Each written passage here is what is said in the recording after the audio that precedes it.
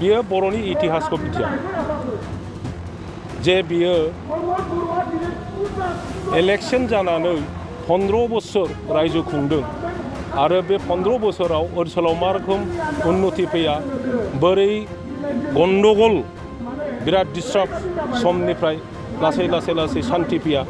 बेनि इतिहासखौ बेसेबां मिन्थिगौ आङो बिथांनि सम्पर्क मिथिया किन्तु बिथाङा जि बुंदों बे सासे इरेसपन्सिबल पार्सननि बियो खोथा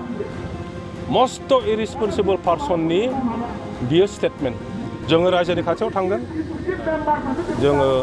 गासैबो बिटिसिनि अबस्थानि सम्पर्के जोङो बुंगोन बिथांमोना बुजिगोन जोङो जुदि पावाराव फैयो आगोलाव जेरैबायदि शून्यनिफ्राय दानि अबस्थासिम जों लाबोनो हादों जोंनि जायगायाव स्कुल गंसे थिं गोनां गैयामोन बेखौ मानो बावजोबखो जोंनि जायगायाव 1 किल'मिटार फिस लामा गैयामोन बेखौ मानो बावजोबखो जोंनि जायगायाव फिसा 2 फुटनि कालभार गैयामोन बेखौ मानो बावजोबखो जोंनि जायगायाव दालां गंसे गैयामोन बेखौ मानो बावजोबखो जोंनि जायगायाव डिस्ट्रिक्ट अफिस दंमोन नामा क'क्राझारल'सोमोन जोंनि जायगायाव साब डिभिजन अफिसेसफोर दंमोन नामा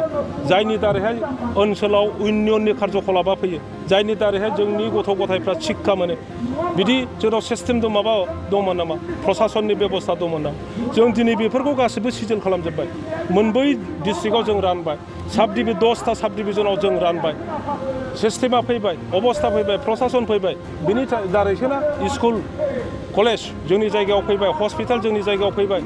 एग्रिकालचारनि जि इरिगेसन सिस्टेमनिफ्राय आरम्भ खालामनानै कृषकफोरनो मा सहाय सहযোगिता नांगौ मा नांगौ हासारनिफ्राय लानानै गोदान टेक्न'लजि बाहाय लाबोनो हाबाय जों बेबायदिनिफ्रायसो लाबोदों गतिके बेनिफ्राय आरोबाव गोजौआव थांनो बेनिफ्राय साबसिन जोंनि हेल्थ कन्डिशनखौ फोसाबनो जोंनि एडुकेसन अबस्थाखौ आरोबाव फोसाबनो जोंनि सामाजिक अबस्थाखौ फोसाबनो अर्थनैतिक अबस्थाखौ फोसाबनो बेनि बेबस्थाफोरखौ जोङो गभर्नमेन्ट फैयोब्ला आरो साबसिन खामानि मावलांगोन चिरां दुवारसा आंनि समस्तिया आंनि न' नंगौना नङा CMआ कंग्रेसनियानो जाथों BJPनियानो जाथों चिफ मिनिस्टारा चिफ मिनिस्टार बेयो हेड अफ दि स्टेट बयनिबो थाखाय चिफ मिनिस्टार बिथाङा आंनि न'आव फैदों आङो बिथांखौ लोगो हमनो थांनायाव ना UPPLनाव सोंगोन ना आंनि पार्टिनि मानसिफोरनाव सोंगोन आं सासे नेता बिथाङा सासे नेता 15 बोसोर आंनि राजनैतिक खालामनाय समावहाय बिथांजों अथ'प्रथ' सान हर जोङो जिरायलायनानै रायलायलायनानै खामानि मावबोदों बिथाङा आंनि न'आव फैदों आं बिथांखौ रायलायनांगोन ना रायलायनाङा बिथांनो साहा कापसे दै ग्लाससे होनाया आंनि दायित्व नंगौना नङा बे ओनसोलनि समस्या बाहाय मा नांगौ नाङा ब्रिफ खालामनाया आंनि दायित्व नंगौना नङा दिनै गोदान सरकार जादों गोदान नेताफोर फैदों होननानै बिसोरनि सायाव आं सोनारनानै थानाया बे जाम्बा जागोन ना सियारनि खामानि जागोन गतिके आं बिथांखौ लोगो हमदों बे खारनाव BJPआव थांनायनि थाखाय आं बेखौ लोगो हमाखै जोंनि जायगायाव फैदों आंनि न'आव फैदों बे हिसाबै मान सन्मानै बिथांखौ लोगो हमनानै जोंनि जायगानि समस्यानि प्रति बिथांनो आङो माबा खालामदों ब्रिफ खालामदों जोबनाय बेलायाव नोंथांमोनखौथ' दिनै बर' रायजो राजाफोरा अनसायखादों BPF सापर्टारफोरखौ मा अननाय बावहरगोन माबोरै बरायगोन गोलाव समनि उनावहाय जोङो BPF दोलोआ मोनफ्रोमबो जिल्लायाव बयबो रायजो राजाफोरजों इन्टारेक्सन प्रग्राम लादों आरो बिसेसकै वार्कार मिट खालामदों बेनि उनाव जोङो ब्लक हाबगोन प्राइमारि हाबगोन 1 बोसोरनि बारा जाबाय लोगो मोनलायैया मोनफ्रोमबो ओनसोलावनो मा खोथा लानानै थांनो मा खामानि मावहैनो मोनसे कनफिउजन अबस्थायाव दङ दा रायजो राजाफोरनिसिम आंना अनुर'धा बेनो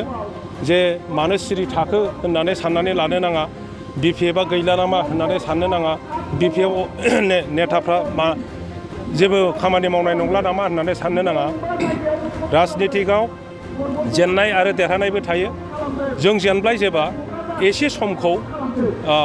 जोङो सिरि थाथ'नाया मोजां नोंथांनाव हान्थु सिं गोदोना आखाइनि आसि सिंस्रि दाफोना सानाय आफादावनि सानाय आथिं मिजुनाय सानाय खर' जरा सानाय आथिं फारनैबो बोलो मोनै जानजि सानानै आथिङाव साहैनाय जायखिजाया गोजामनिफ्राय गोजाम सानाय जादोंब्ला नोंथांमोना जिंगासिनो नांला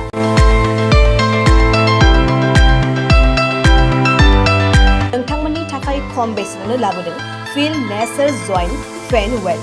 बे थाव मालिसखौ फुनोब्लानो नोंथांनि गासै सानाय जेंनाया खारगोन। अब्ला मानोथो गोबाव खालामखो? अर्डार आरो गोबां मोनथिनो थाखाय नैबे जानबुं नङाव फन खालाम 9974030738।